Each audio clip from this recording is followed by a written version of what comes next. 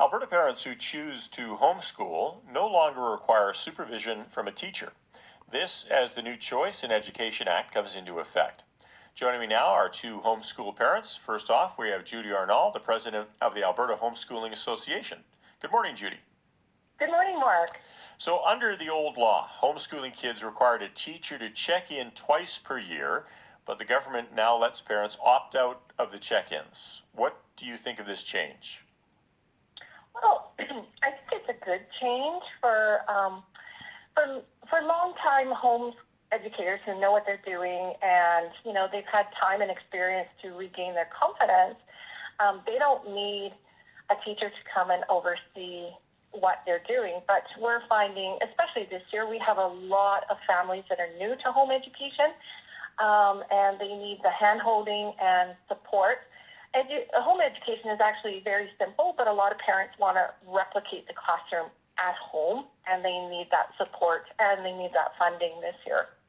So what does a teacher who's doing a check-in, what kind of support do they offer? And this is only, as we say, twice per year, right? Right, yes.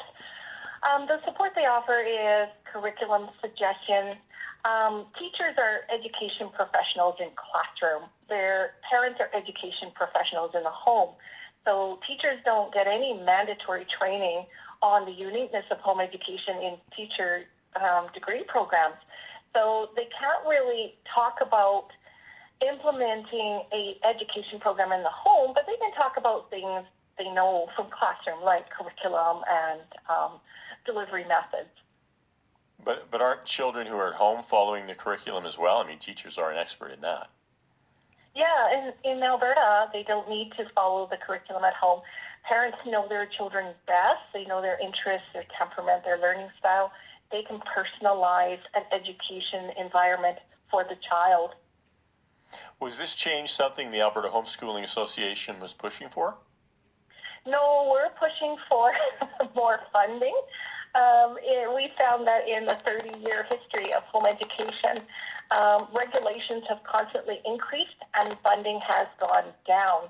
And a lot of our members want to follow the Alberta programs of study, but the funding doesn't cover even basic grade 11 textbooks to do that. So we have parents who want the funding and want the support. So it's a good, but we believe choice is great. I mean, any choices is better than no choices.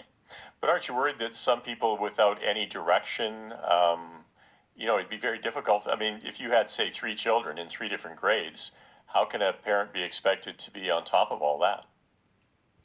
Parents are great at knowing their children.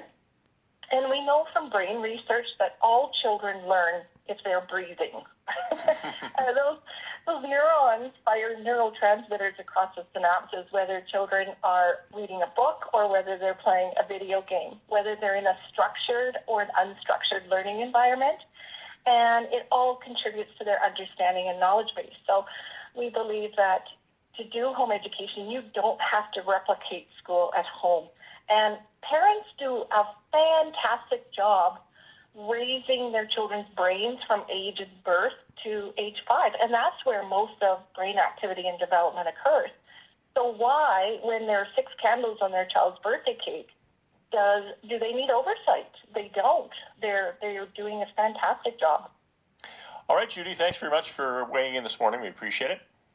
Thank you for having me. That's Judy Arnall, president of the Alberta Homeschooling Association.